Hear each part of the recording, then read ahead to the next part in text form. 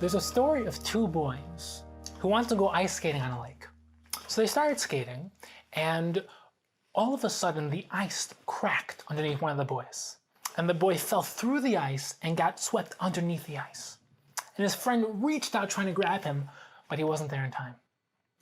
And he was looking desperately because his friend was now under the ice and he was drowning. And his friend couldn't get up. So the boy looked right, and he saw a tree in the distance. So he ran over, he pulled off a giant branch from the tree, and he ran right back over and started smashing and thrashing away at the ice. And finally he was able to break through the ice and pull his friend to safety. And by the time the ambulance came, they were able to resuscitate him, and Baruch Hashem, the boy survived. One of the younger ambulance members, he just sat there scratching his head. And he said, I don't understand. How in the world did this scrawny little kid pull down this giant branch, let alone break through this thick ice? It doesn't make any sense.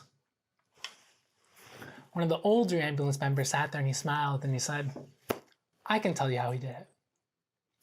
So the younger member said, how? The older member said, there was no one there to tell him that he couldn't. And the question is, what could you do? What could I do? What could we all do if we didn't listen to that voice outside or inside that tells us that we can't, but instead we listen to that voice that tells us that we can? We're here to live on purpose, to live for a purpose, to become something with our lives. But a problem that many people have is that they struggle with the question of, how do I find my unique purpose? How do I find my uniqueness? Like, why am I here? What makes me different? What can I do? Many people actually think that they aren't unique. They think that there are people out there who are unique, who are talented, who are doing great things, but me, I can't really do anything. So how do you find that? That's number one. Number two is that the Rambam says something absolutely enigmatic. He says that everyone and anyone can become a tzaddik like Moshe Rabbeinu. He says this in Hilchos Tshuva. The question is, what does that really mean? Moshe Rabbeinu was the greatest human being who ever lived. He had nevuah on a level that we can't even imagine. He received the Torah. He was basically perfect. How can I become a tzaddik like Moshe Rabbeinu? And number three is that the Gemara in Nida, the Aflaman of Beis, says that right before you were born, you were forced to make a shvuah, an oath, that you were to become a tzaddik. And the question is that really fair? Like, are we all fit to be tzaddikim? I mean, is everyone really capable of being a tzaddik? Is everyone really capable of being great? What does it mean that everyone has to take an oath, a shavua, that we're going to be a tzaddik? So in order to understand this topic, we have to look at that exact same Gemara Nida, Daf Lamed Amud Beis, Gemara which we've talked about before, which says that when you were in the womb, you were learning Kol HaTorah Kula. A Malach was teaching you everything. And the Vilna Gaon explains that it doesn't mean that you were learning Chumash and Rashi. It means that you were at an angelic and perfect state of existence. You were not only saw reality crystal clear, but you saw exactly who you were supposed to become. You were learning your Torah, your unique ideas, your unique purpose, what you were brought to this world to become. And just before you were born, the Malach hits you in the mouth and you lose all of it. And as we've explained before, the reason is because your job in this world isn't to receive perfection, it's to build it yourself. It's to choose it. It's to go through this world with free will and to become great. So you're born as a baby, you're selfish, you have no intellectual capacity, you're not well developed as a human being. You're the exact opposite of godly. But you go through this world to become godly. But the Vilna Gaon explains that you're in this world to become you, to maximize your unique potential, to become the person that you were meant to become. And that's why the Baalei Machshav explain that every one of us were born in this world at the exact right place, at the exact right time, into the exact right family, with the exact genetic components and psychological components, with the perfect psychological clothing of intellect and imagination and memory and emotions and personality. You were created in the exact way that you were meant to be created, in the right place, and you were sent to the right schools and have the right relationships and the right friends to set you up to become you, to manifest your potential, to bring out your unique ideas, your unique worth, what you were exactly brought to this world to become. And your job is to become you, not to become great, not to become perfect, but to become the best version of you. Which is also why one of the most important things in life is self-awareness. It's to recognize who you are, to ask yourself, what am I good at? Is it math? Is it science? Is it Gemara? Is it halacha? Is it Mishnah? Is it machshava? What dimension of life am I good with interpersonal relationships? Do people open up to me and tell me their secrets and really feel comfortable with me? Maybe I can be a psychologist. Am I good with numbers? What is it that you're good at? Are you athletic? What is your passion? What can you love doing every day with your life? And that is really such an important aspect. You have to have the willingness to go into a room by yourself and ask the real questions, like, what am I? Who am I? What am I here to do? And self-awareness is something which is so lacking. People very often know a lot about their friends, a lot about their family, but they don't know too much about themselves. They don't know what makes them tick. They don't really feel so comfortable being alone with themselves and getting to know themselves. Well, I'll tell you, you have to learn to love yourself. And you can only love yourself if you know yourself. And if you want anyone else to love you, you have to love yourself.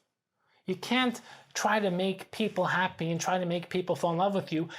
What you have to do is you have to find your unique purpose. You have to find your mission. And you have to become genuine. You have to become the real version of you. And when you do that, people will automatically fall in love with you. Because people love genuine people that are real, people that are living on purpose. But one of the most important things to realize is that you can never compare yourself to someone else.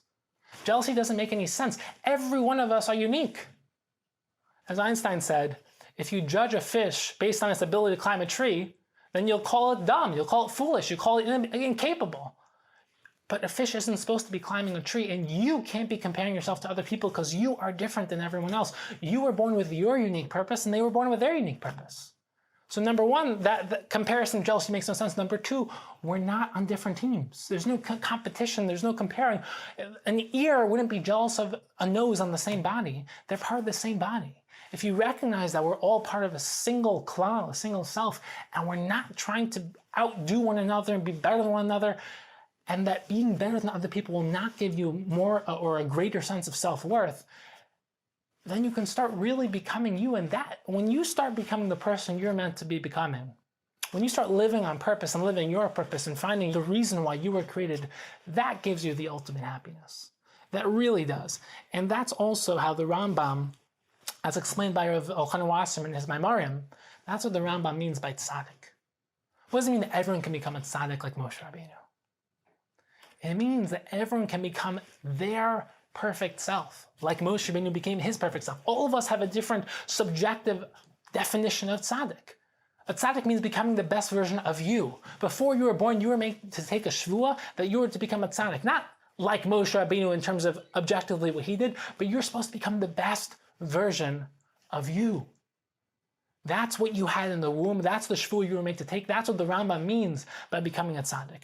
And it's also very interesting. Moshe Rabbeinu is the greatest person who ever lived. He's also the biggest anav who ever lived. How do the two go hand in hand? Because an anav is not someone who's, weak and small. An anav is someone who doesn't compare himself to other people. He recognizing that he has been given a unique purpose in this world.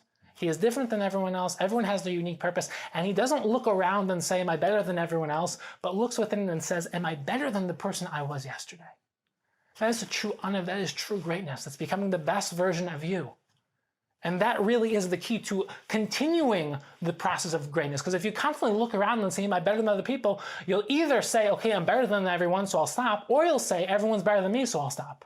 But if all you do is look within and say, how can I become better? How can I become a better version of myself? You'll never stop growing. That's why Moshe Rabbeinu became the best, is because he never looked around and said, I'm the best in the world, I can stop. He kept on going. Because he looked at who he was yesterday and he says, okay, I can become more. And that's also why the Ramchal says that Olam Haba, the experience and ecstasy of Olam Haba, is not based off of objectively, were you the greatest who ever lived? But it's based on who you were supposed to become. It's based on subjective effort. It's based on how much effort you put into becoming and manifesting your potential. So it's time to listen to that voice inside that says, yes, I can. That says that I can become great. I can become extraordinary. I can become the best version of myself. And I'll give you the biggest proof of why you can do this. Hashem is constantly creating the world. As the Nefesh HaChaim explains, Hashem creates the world every single day. We say in Kriya Shema, Hashem is creating the world every single moment, every single day. But what does that mean? Like, think of it, do a little thought experiment. In your head, think of a person. Think of a person, give him a life story, give him clothes, and now stop thinking of him. What happens? The person disappears. Why? Because you stopped giving him existence. You stopped thinking him into being. Every single moment, Hashem is thinking you and willing you into existence. The fact that you exist and haven't disappeared this moment is because Hashem is continuously thinking of you.